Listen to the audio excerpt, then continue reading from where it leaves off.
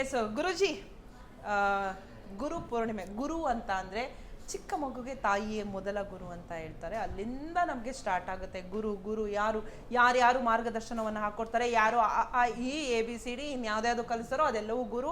ಯಾರು ನಮಗೆ ಕೆಲಸ ಹಾಕೊಡ್ತಾರೋ, ಕೆಲಸ ಹೇಳ್ಕೊಡ್ತಾರೋ ಅವರು ಗುರು. ಸೊ ಇದು ಗುರು ಪೂರ್ಣಿಮೆಯ ಅಂದರೆ ಗುರು, ಓಕೆನಾ.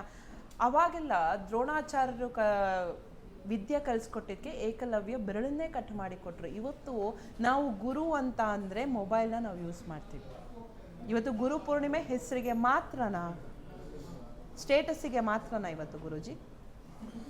ಶ್ರೀ ಗುರುಭ್ಯೋ ನಮಃ. ಶ್ರೀಮತೆ ರಾಮಾನುಜಾಚಾರ್ಯಾಯ ನಮಃ. ಲಕ್ಷ್ಮೀನಾಥ ಸಮಾರಂಭಂ ನಾಥಯ ಮುನಮಧ್ಯಮ ಅಸ್ಮದಾಚಾರ್ಯ ಪರ್ಯಂತ ಮುಂದೆ ಗುರು ಪರಂಪರಾ. ಯೋ ನಿತ್ಯಮಚ್ಯುತ ಪದಾಂಬುಜ ಯುಗ್ಮ ರುಕ್ಮಂ ವ್ಯಾಮೋ ಅಸ್ತಿತರಾಣಿ ತೃಣಾಯ ಮೇನೆ ಅಸ್ಮದ್ಗುರೋರ್ ಭಗವತೋಸ್ಯ ದಯೈಕ ಸಿಂಧು ರಾಮಾನುಜಸ್ಯ ಶರಣೌ ಚರಣೋ ಪ್ರಪದ್ಯೆ. ವೀಕ್ಷಕ ಬಂಧುಗಳೆಲ್ಲರಿಗೂ ಸಹ ಗುರುಪೌರ್ಣಿಮೆಯ ಆರ್ಥಿಕ ಶುಭಾಶಯಗಳನ್ನು ಸಲ್ಲಿಸುತ್ತಾ, ಇದು ವಿಶೇಷವಾದಂತಹ ಮತ್ತು ಉತ್ತಮವಾದಂತಹ ಮತ್ತು ಎಲ್ಲರೂ ಸಹ ತಿಳ್ಕೊಳ್ಳೋಕ್ಕೆ ಅವಶ್ಯಕತೆಯಾಗಿ ಬೇಕಾಗಿರುವಂಥ ಒಂದು ಕಾರ್ಯಕ್ರಮ.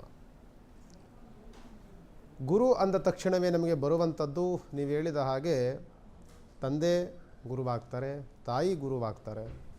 ಅದಾದ ನಂತರದಲ್ಲಿ ಗುರುವಿನ ಸ್ಥಾನ ಸಿಗುವಂಥದ್ದೇ ನಮಗೆ ಶಿಕ್ಷಣವನ್ನು ಕಲಿಸುವಂಥ ಗುರುಗಳು. ದಂಡಿಸುವಂತಹ ಶಕ್ತಿ ಇರುವಂಥದ್ದು ಅವರಿಗೆ.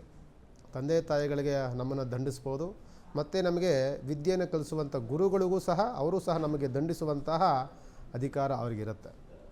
ಅವರು ಕೊಟ್ಟಂತಹ ಮಾರ್ಗದರ್ಶನ, ಅವರು ನೀಡಿದಂತಹ ನಮಗೆ ತಿಳುವಳಿಕೆ, ಜ್ಞಾನ, ಇವೆಲ್ಲವೂ ವಿಚಾರದಲ್ಲಿಯೇ ನಾವು ನಡ್ಕೊಂಡು ಹೋಗ್ತಿರ್ತೀವಿ. ನಮಗೇನು ಹೇಳ್ಕೊಟ್ಟಿದ್ದಾರೆ ಅದರಲ್ಲೇ ನಾವು ಆ ಮಾರ್ಗದಲ್ಲಿ ಹೋಗ್ತಿರ್ತೀವಿ. ಬರ್ತಾ ಬರ್ತಾ ಮನುಷ್ಯ ಗುರುವಿನ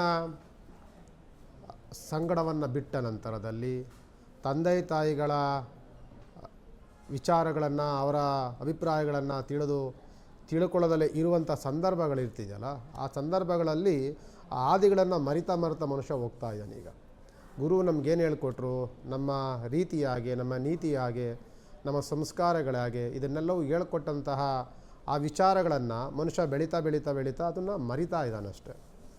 ಆದರೆ ಎಲ್ಲದರ ಅರ್ಥ ಒಂದೇ, ಉತ್ತಮವಾದಂತಹ ಒಬ್ಬ ಪ್ರಜೆಯಾಗು, ಉತ್ತಮವಾದಂಥ ಒಬ್ಬ ಮನುಷ್ಯನಾಗು, ಜೀವನದಲ್ಲಿ ಸಾರ್ಥಕತೆಯನ್ನು ಬೆಳೆಸ್ಕೊಳ್ಳುವಂಥದ್ದಕ್ಕೆ ಎಲ್ಲರೂ ಸಹ ಗುರುವಿನ ಪಾಠವನ್ನು ಹೇಳುವಂಥದ್ದು.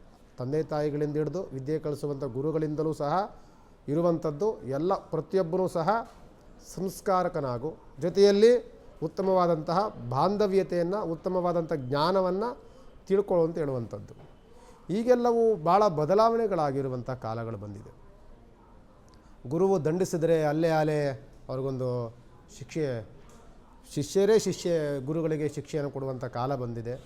ತಂದೆ ತಾಯಿಗಳ ಮೇಲೆ ಕೈ ಮಾಡುವಂಥ ಕಾಲಗಳು ಬಂದಿದೆ.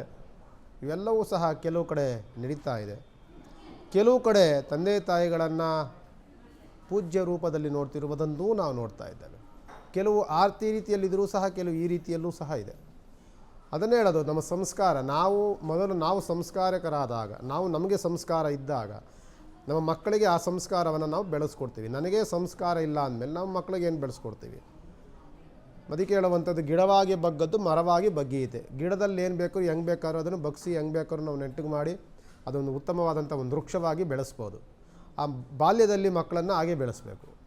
ಶಿಕ್ಷೆ ಕೊಡಬೇಕು, ಎಲ್ಲಿ ಮುದ್ದು ಮಾಡಬೇಕು, ಎಲ್ಲಿ ಏನೇನು ಅವ್ರಿಗೆ ಆಗುವಾಗುಗಳೆಲ್ಲವೂ ಸಹ ಆ ವಯಸ್ಸಿನಲ್ಲೇ ಕೊಡಬೇಕು. ಆ ವಯಸ್ಸನ್ನು ಮೀರಿದ ನಂತರದಲ್ಲಿ ನಾವು ಅವ್ರನ್ನ ಬಗ್ಗಿಸಲಿಕ್ಕೆ ಆಗೋದಿಲ್ಲ.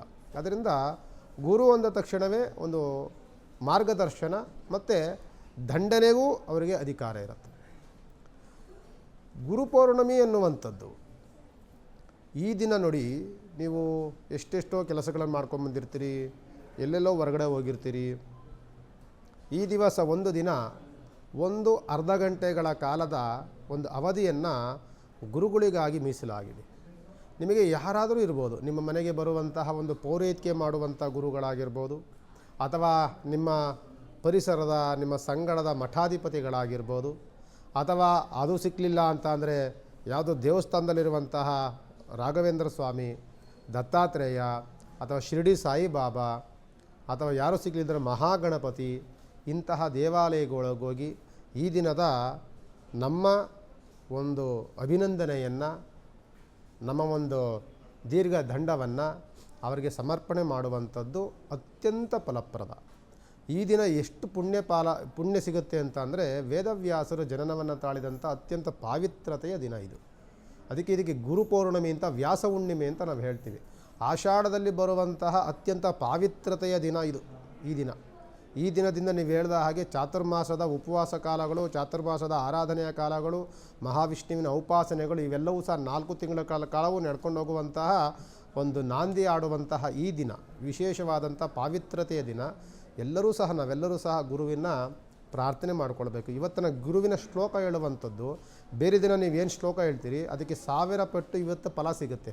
ಅದಕ್ಕೆ ನೀವಾಗಲೇ ಹೇಳಿದ್ರಿ, ಅಜ್ಞಾನ ತಿಮಿರಾಂಧಸ್ಯ ಜಾನಾಂಜಲಶಲಾಶಯ ಚಕ್ಷುರುಕ್ಷಿತಮ್ಮೇನ ತತ್ಮೈ ಶ್ರೀ ಗುರುವೇ ನಮಃ. ಅಜ್ಞಾನವನ್ನು ಹೋಗಲಾಡಿಸಿ ಜ್ಞಾನವೆಂಬ ಭಂಡಾರವನ್ನು ತುಂಬುವಂಥವನು ಗುರು. ಅದಕ್ಕೆ ಗುರುಬ್ರಹ್ಮ ಗುರುರ್ವಿಷ್ಣು ಗುರುರ್ದೇವೋ ಮಹೇಶ್ವರ ಗುರು ಸಾಕ್ಷಾತ್ ಪರಬ್ರಹ್ಮ ತತ್ಮೈ ಶ್ರೀ ಗುರುವೇ ನಮಃ. ಅದು ಬರಬೇಕು. ಈಗೇನಾಗ್ಬಿಟ್ಟಿದೆ, ತತ್ಮೈ ಶ್ರೀ ಗುರುವಿ ಏನು ನಮಃ ಆಗಿಬಿಟ್ಟಿದೆ.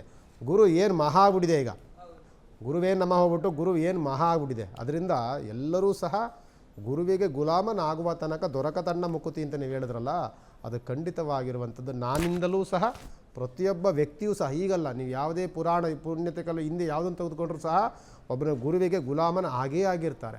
ಆಗಿದ್ದಾಗಲೇ ಅದು ಸಂಸ್ಕಾರ, ಆಗಿದ್ದಾಗಲೇ ನಿಮಗೆ ವಿದ್ಯೆ, ಆಗಿದ್ದಾಗಲೇ ನಿಮಗೆ ಪ್ರೌಢಾವತೆ ಬರುವಂಥದ್ದು, ಆಗಿದ್ದರೆ ನಿಮಗೆಲ್ಲವೂ ಜ್ಞಾನ ಭಂಡಾರಗಳು ನಿಮ್ಗೆ ಬರುವಂಥದ್ದೇ. ಗುರುವಿಗೆ ಗುಲಾಮನಾಗದಾಗಲೇ ನಿಮ್ಗೆ ಬರುವಂಥದ್ದು.